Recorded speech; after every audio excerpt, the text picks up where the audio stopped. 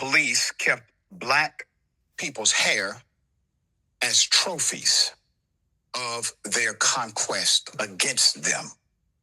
Here it is. How many times do Black people have to say that there is a problem before people start to listen? How many investigations, how many headlines, how many apologies have to happen? Because this week, 16 police officers from Montreal Station 39 came under investigation for what the police themselves describe as racism and hateful conduct directed towards Black and Arab people. According to reports, Black and Arab residents were allegedly targeted during police stops. These officers are accused of making racist comments. Some allegedly used tickets based solely on the person's ethnicity, which is called profiling and carding. The allegation that is most disgusting, these officers allegedly cut the locks off these Black people and collected them as trophies. Trophies! Do you know how sacred our hair is in the Black community? I know Indigenous people understand, but some people still want to tell us racism isn't real and allegedly are cutting off Black people's hair to keep as souvenirs. It's sick and sadistic is what it is.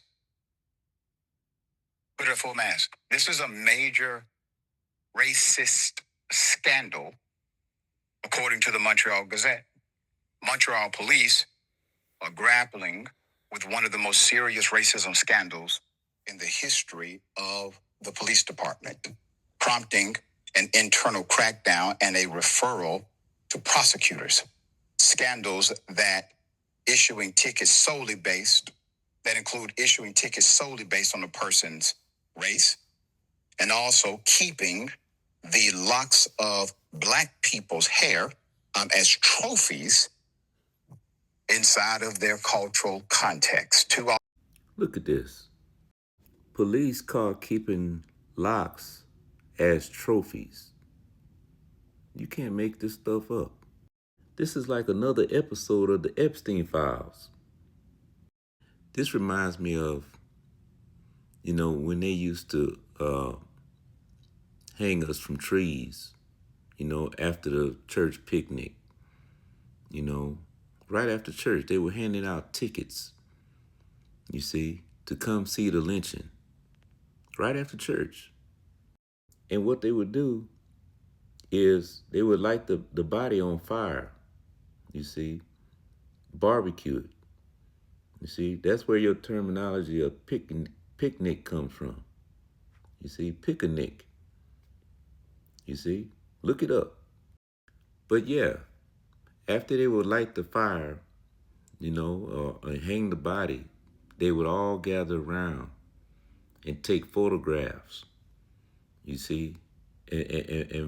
make cards, Yeah, they made postcards, with the body hanging in the background, and they all smiling on the photo.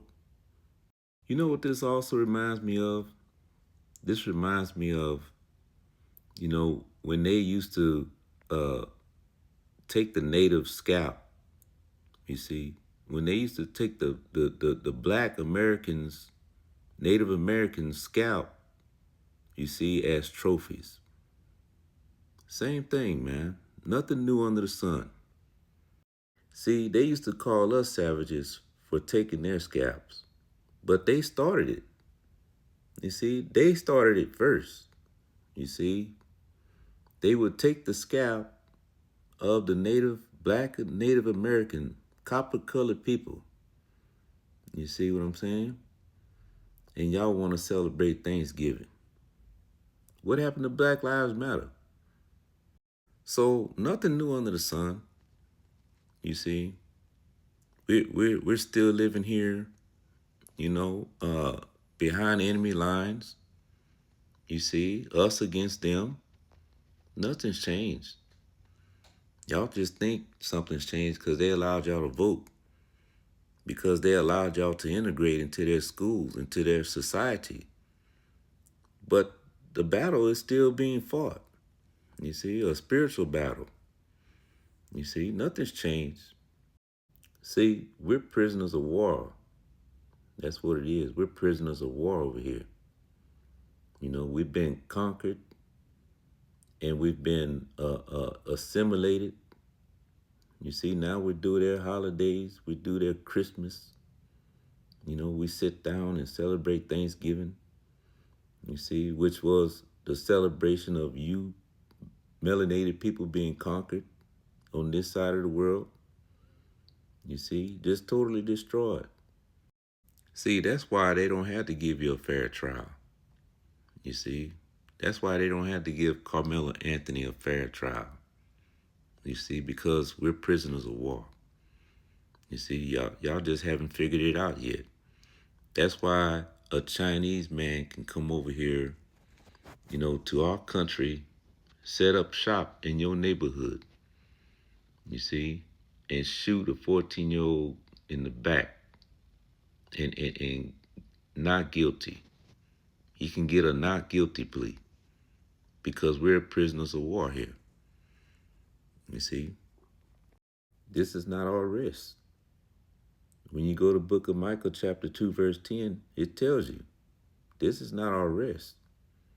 You see, our homeland is back in Jerusalem. That's where our homeland is. You see, so they came over here. They conquered the Aztecs, the Mayans, the melanated people that were dwelling over here peacefully. You see, we showed them how to survive on our land, because, we're a peaceful people, you see. And now this is how they treat us, They taking trophies, you see. You think that you have rights, but they're treating you like a game kill. That's what it is. You're a trophy hunt. Y'all saw the Epstein files. Don't try to pretend like it's not happening. You see, it's time to wake up.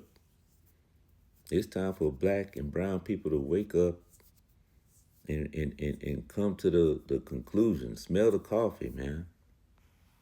This is a war going on. So we had to keep the commandments of the Most High. You see, God's chosen people, this was all prophesied from the beginning. When you read Deuteronomy 28, verse 15, all the way down, this was all prophesied to let you know who's God's chosen people in the last days. You see, we got to keep the commandments, man. That's the only way we're going to get out. Keep the commandments and live. That's what the scripture said.